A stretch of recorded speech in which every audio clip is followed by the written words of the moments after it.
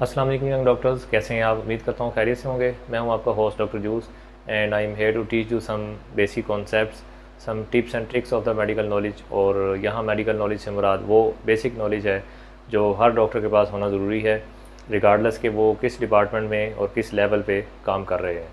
ये basic knowledge आपको ना सिर्फ एक अच्छा डॉक्टर बनने में हेल्प करेगा, बल्कि आपको लीगल इश्यूज से भी बचने में हेल्प करेगा इंशाल्लाह। आज की इस वीडियो में हम डर्माटोम्स के बारे में बात करेंगे। डर्माटोम्स ऑफ द बॉडी जो हैं वो एक इम्पॉर्टेंट चीज़ है और इसकी क्लिनिकल सिग्निफिकेंस क्या है ये मैं आपको वीडियो के एंड में इंशाल्लाह बताऊंगा। उससे पहले हम ये देख लेते हैं कि बॉडी के डर्माटोम्स जो हैं वो किस तरह से डिस्ट्रीब्यूटेड है।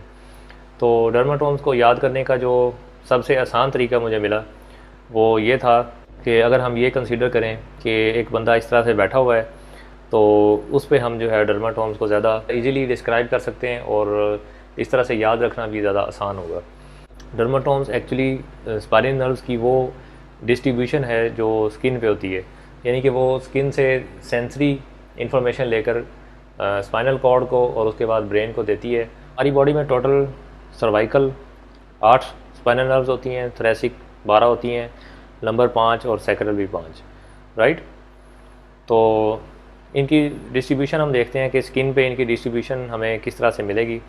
तो सर्वाइकल जो है वो C1 से लेकर C8 तक होती हैं और जो इसमें ज़्यादा इम्पोर्टेंट डिस्ट्रीब्यूशन हैं वो मैं आपको समझा देता हूँ। C1 की जो डिस्ट्रीब्यूशन है वो स्किन पे नहीं होती, तो ये आप याद रखिएगा कि आपने जब भी शुरू करना है आपने C2 से शुरू करना है, क्योंकि C1 की जो है वो क्यूटेनियस डिस्ट्रीब्यूशन नहीं होती, राइट। तो C2 की डिस्ट्रीब्यूशन इस एरिया में होगी, C3 की डिस्ट्रीब्यूशन इस एरिया में होगी। और इसको हम याद रखने के लिए ये कह सकते हैं कि जो कॉलर का एरिया है, जो नेक का वो हिस्सा जो कॉलर में आता है या कॉलर से कवर होता है, तो उस पर C3 की जो है वो क्यूटेनियस डिस्ट्रीब्यूशन होती है। उसके बाद शोल्डर पे C4 और आर्म पे C5 और उसके बाद C6, उसके बाद C7 और उसके बाद C8, राइट। तो यहाँ आप देखें कि C7 और C8 जो है वो तकरीबन रिस्ट पे आके इसकी डिस्ट्रीब्यूशन जो है वो डिवाइड हो रही है। और T1 की भी थोड़ी सी डिस्ट्रीब्यूशन होती है, वो मैंने यहाँ पे शो नहीं की, तो वो मैंने यहाँ पे शो की है। ये ट्रंक ऑफ द बॉडी है और यहाँ पे जो इंपॉर्टेंट लैंडमार्क्स हैं वो आप ज़रा जहन नशीन कर लें। T4 जो है वो निपल के एरिया पे होता है, यानी कि T4 का जो लैंडमार्क है बॉडी पे वो निपल एरिया है, राइट। निपल के अगेंस्ट आपको जो क्यूटेनियस डिस्ट्रीब्यूशन मिलेगी वो T4 की होती है। और उसके बाद ज़ीफी स्टर्नम के लेवल पे आपको T6 मिलेगी और उसके बाद अम्बलाइकस के लेवल पे आपको T10 मिलेगी। उसके बाद T11 और T12 होगी और उसके बाद ये सारा पेल्विक एरिया और ये लेग है। तो L1 की डिस्ट्रीब्यूशन देख लें, L2 की देख लें, L3, L4 आप देखें कि जैसे यहाँ पे रिस्ट पे तकरीबन कट ऑफ हुआ था, इसी तरह L4 और L5 का जो कट ऑफ है वो तकरीबन जहाँ पे एंकल जॉइंट होता है या जहाँ पे फुट शुरू हो रहा है, तो उस एरिया पे तकरीबन L4 और L5 की जो कट ऑफ है, राइट। L5 की डिस्ट्रीब्यूशन देखें ये ज़रा ज़्यादा है और 3 टोज़ के अगेंस्ट जो है इसकी डिस्ट्रीब्यूशन है। और उसके बाद जो आखिरी 2 टोज़ हैं वहाँ से लेकर S1 की डिस्ट्रीब्यूशन शुरू हो जाती है और वो यहाँ तक आपको नी जॉइंट के बैक तक मिलेगी और उससे आगे जो डिस्ट्रीब्यूशन है वो S2 की होती है, राइट। क्लिनिकली इनकी बहुत ज़्यादा सिग्निफिकेंस है जो मैं आपको अभी बताता हूँ। उससे पहले आप कुछ इम्पोर्टेंट पॉइंट्स नोट कर लें कि C3 हमने डिस्कस किया था कि C3 जो है वो कॉलर के अगेंस्ट होता है। उसके बाद T4 जो है वो निपल के अगेंस्ट होता है, T6 जो है वो ज़ीफी स्टर्नम के लेवल पे होगा और T10 जो है वो अम्बलाइकस के लेवल पे होगा, राइट। और L4 L5 की डिस्ट्रीब्यूशन जो है वो हमें एंकल जॉइंट पे मिलती है या जहाँ पे फुट शुरू होता है।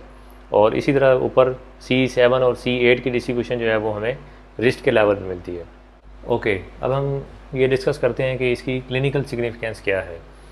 तो इसकी सबसे पहली जो सिग्निफिकेंस है वो ये है कि जब हमारे पास कोई पेशेंट स्पास्टिक पैराप्लीजिया के साथ आता है, यानी कि ऐसा पेशेंट जिसके दोनों लेग्स जो हैं वो पैरालाइज्ड हैं, तो उस पेशेंट के अंदर हम लेवल ऑफ लियन निकालने में ज़्यादा इंटरेस्टेड होते हैं, क्योंकि उसमें चांसेस यही होते हैं कि स्पाइनल कॉर्ड के अंदर कोई प्रॉब्लम है, कोई ट्रॉमा है, कोई ट्यूमर है या कोई भी इन्फेक्शन है जो कि उसके स्पाइनल कॉर्ड को जो है वो अफेक्ट कर रहा है और उसकी वजह से जो नर्व्स निकल रही हैं बीच में से वो डिस्टर्ब हो रही हैं, राइट। क्योंकि मैंने आपको बताया कि टोटल जो है वो 31 पेयर ऑफ नर्व जो हैं वो निकलती हैं, और हमने ये भी देखा कि 8 क्रेनियल नर्व्स होती हैं, उसके बाद 12 थोरेसिक नर्व्स होती हैं, 5 लंबर नर्व्स थी, 5 सैक्रल थी और 1 कॉक्सीजियल नर्व थी, राइट। ये एक्चुअली पेयर की फॉर्म में निकलती हैं। तो 31 पेयर्स जो हैं वो निकल रहे होते हैं, हर वर्टिबल बॉडी के अगेंस्ट जो है वो निकल रही हैं, और उसके बीच में जो है वो वर्टिबल डिस्क होती हैं, राइट।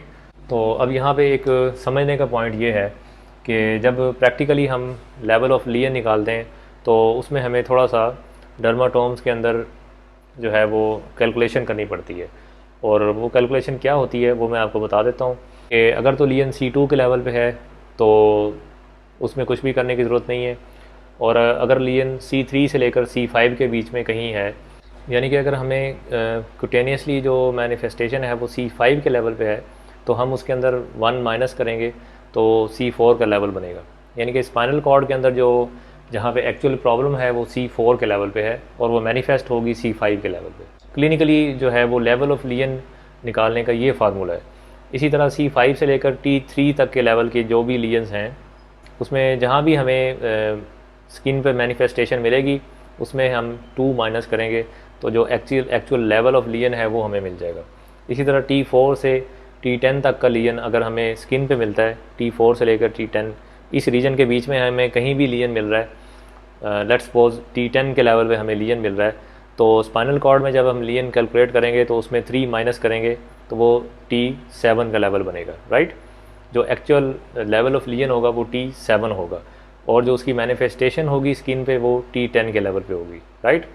ये थोड़ा सा डिफरेंस है डर्माटोन में और एक्चुअल लेवल ऑफ लियन में।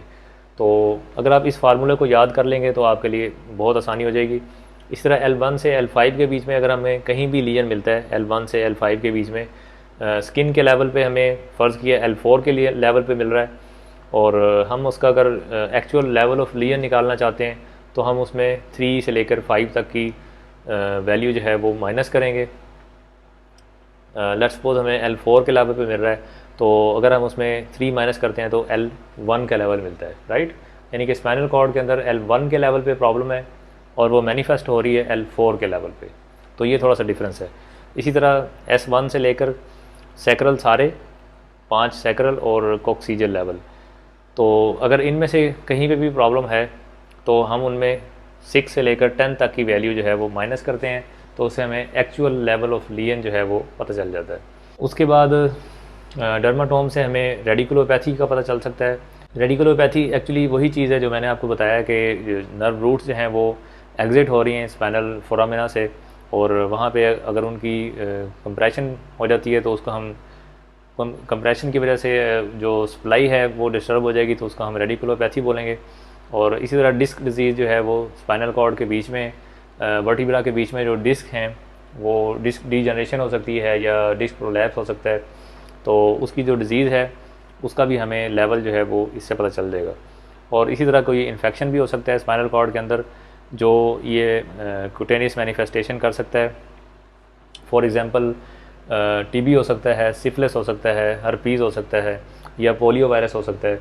ये सारे वायरस जो हैं ये रेडिकुलोपैथी करते हैं और ये स्किन पे मैनिफेस्टेशन देंगे, कोई लेवल देंगे, उससे हमें पता चलेगा कि ये स्पाइनल कॉर्ड में एक्चुअली किस लेवल पे प्रॉब्लम है। और इसी तरह ट्रॉमा जो है, अगर स्पाइनल कॉर्ड को पे ट्रॉमा होता है तो उसका लेवल भी हम जो है वो क्लिनिकली इस तरह डर्माटोम से जो है वो डिटेक्ट कर सकते हैं कि वो किस लेवल पे मैनिफेस्ट हो रहा है, और उसको हम मज़ीद फार्मूले के साथ जो है वो देख लेंगे कि एक्चुअल जो लेवल ऑफ ट्रॉमा है, जो लेवल ऑफ इंजरी है वो क्या है, राइट। तो ये थी एक ब्रीफ सी डिस्कशन कि डर्माटोम्स क्या हैं और उनकी क्लिनिकल सिग्निफिकेंस क्या है, किस तरह से हम डर्माटोम्स के ज़रिए एक्चुअल लेवल ऑफ लियन जो है स्पाइनल कॉर्ड का उसको हम डिटेक्ट कर सकते हैं। उम्मीद है कि आपको इस वीडियो से फ़ायदा होगा। इसको लाइक एंड शेयर कर दीजिएगा ताकि दूसरे लोगों तक पहुंच सके। चैनल को सब्सक्राइब कर लीजिएगा ताकि नए आने वाली वीडियोस आप तक पहुंच सकें। Till the next video, I am doctor juice. अल्लाह हाफिज़।